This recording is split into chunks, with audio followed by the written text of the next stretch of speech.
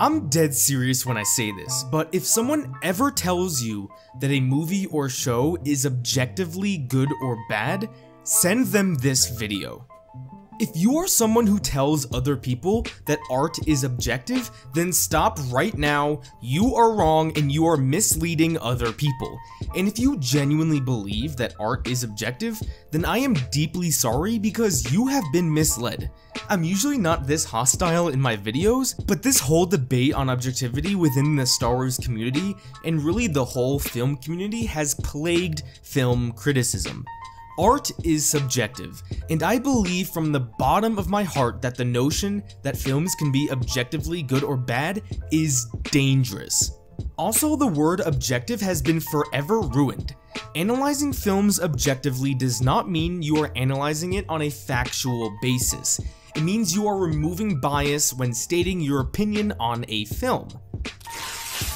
For example, I like The Last Jedi more than A New Hope. I like it more because I like what it has to say more, and just means a lot more to me personally. So when I say I like The Last Jedi more than A New Hope, this is me being subjective because I have personal biases in favor of The Last Jedi. Now, if I say objectively A New Hope is a better film than The Last Jedi, I am not saying that it is a fact that A New Hope is a better film. What I am saying is that when I remove those biases that make me like The Last Jedi more, I think A New Hope is a better made and a better constructed film. I am still giving an opinion, not a fact. So my one call to action with this video is that we start using the term objective correctly again. Now, instead of just preaching how films can be objectively good or bad, I will give my reasons why I believe this. For one, if you want to factually compare two things, there has to be some sort of standard or unit that is being compared. For example, if I say Kylo Ren is taller than Rey, I can factually prove this by taking their heights in inches and comparing the two. If I were to say that Rey's lightsaber is more blue than Kylo Ren's, I can factually prove this because I can take the RGB scale of both colors and show that Rey's is more blue. And by the way, for those of you who don't know, the RGB scale is one way you can determine the color of something. If I were to say that LeBron James is a better scorer than Zion Williamson this season, I can compare the scoring averages of both players and confirm that LeBron is the better scorer. Now, if someone tells you that a movie is objectively better than another movie, I think the appropriate response would be by what standard? And this is the main reason why films are subjective. There is no standard or unit that you can compare two films to, so you can say as a whole one film is better than another, other than your own emotional response to the film, which is 100% subjective. Now, someone may say that if a film has more plot holes, for example, than another film, then it is worse.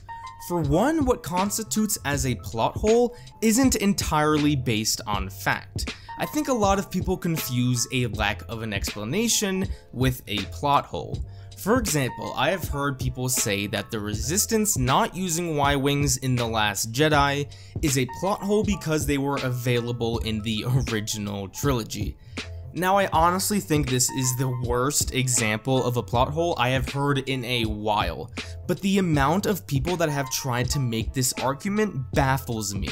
Return of the Jedi takes place 30 years before The Last Jedi, and the Resistance is an entirely different entity than the Rebellion was. Isn't it very possible that the Resistance just didn't have any Y-Wings in their navy? Like, maybe the Resistance was so poorly funded, they couldn't afford Y-Wings and they had to use the shitty bombers in The Last Jedi that are ill-equipped for combat. Fun fact, this is the actual canonical reason, but since it's not explained in the movie, some people say this is a plot hole. This is just not what a plot hole is. But anyway, let's move on. Now, there can definitely be factual mistakes in a film. For example, during the fight between Anakin and Obi-Wan in Star Wars Episode 3 Revenge of the Sith, If you were to pause it right here, you can see Obi-Wan holding his own lightsaber. But if you pause it again in the next shot, you can see that Obi-Wan is holding Anakin's lightsaber. This is a clear mistake. Now, does this constitute as an actual flaw? Well, I mean, I guess so, but considering I've probably watched this movie north of 30 times since it came out in May 2005, and not once have I ever noticed this until it was pointed out to me on TikTok, then this is probably the smallest possible flaw imaginable. But even then, the scale of how much of a flaw this is completely subjective. To someone, this might be a really small flaw, and to someone else, this might be a really big flaw.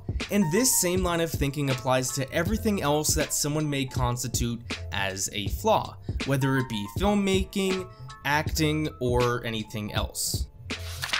Now, moving on to a more popular flaw is the disappearing blade from Star Wars Episode VIII, The Last Jedi, the most popular film in film criticism. As many people have pointed out, during the throne room scene, one of the Praetorian guards has a blade in their left hand, but then all of a sudden, a few seconds later, it disappears. Now, people love to use this as a reason why this scene sucks, even though none of them noticed it when they first saw the movie in theaters, unless they were told about it beforehand. People also love to say this is an excellent example of why the choreography of this fight sucks too. However, when it came to post-production, the editors probably felt that of dozens of takes that were probably filmed, this is the one that had the best acting on the part of Daisy Ridley and had the best camera work. And since those two factors are far more important than a silly blade that again no one noticed until the movie was out on Blu-ray, they probably made the sacrifice and edited out the blade. Now, is this a flaw that hurts the movie? Again, what constitutes as a flaw is 100% subjective. You can say for a fact that this was an error in filmmaking, sure, but say that this is an error that hurts the movie is not a fact. So the point I'm trying to make here is that flaws are subjective, both in terms of whether or not it is a flaw at all, and the scale of that flaw and how much it may hurt the movie. So if flaws are subjective, then how could films be objective? Right now, you could comment on any flaw from any movie, and I can promise you that it is still subjective, whether or not I agree with it. Also, just because there is a common consensus on a certain flaw, that doesn't mean it is factually a flaw.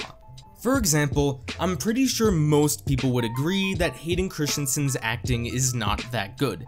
However, there is a minority of people that do believe he did a good job in the 2 Star Wars movies that he was in. The quality of one's acting is subjective, so it can't be factually good or bad. Now, the last thing I want to cover is the reason why I feel the thought of objectivity in films is something that is dangerous. For one, the people on the internet who preach that a film is objectively bad usually provide the most annoying nitpicks as reasons why.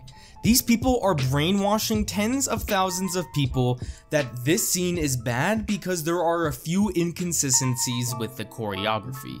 I think this is a very dangerous line of thinking. You may think that this scene is bad, and that is okay, but I personally believe that acting and the emotion of a scene are far more important than small little mistakes that maybe 1 in 10,000 people who have watched this movie notice. Logical consistency is important, but making a film where logical consistency is the most important thing will result in a film that most people will probably dislike. If logical consistency is the most important factor in determining the quality, then the Battle of Yavin sucks. As many people have pointed out, the Empire could have blown up the big planet and then blown up the moon. However, if this happened, then this would have taken away from anything that is emotionally resonant in this scene. And there are plenty of other examples where if a plot hole was removed, then the quality of a scene as a whole would greatly decrease. Plot holes, in my opinion, are not the end-all be-all of films. I genuinely believe that. If you came into this video genuinely believing that films are completely objective, then I really hope I changed your mind, because this is a topic that I am really passionate about, and I really hope that people realize that films are subjective. And those are all the reasons why I feel films are subjective, and why I feel fans have ruined the word objective.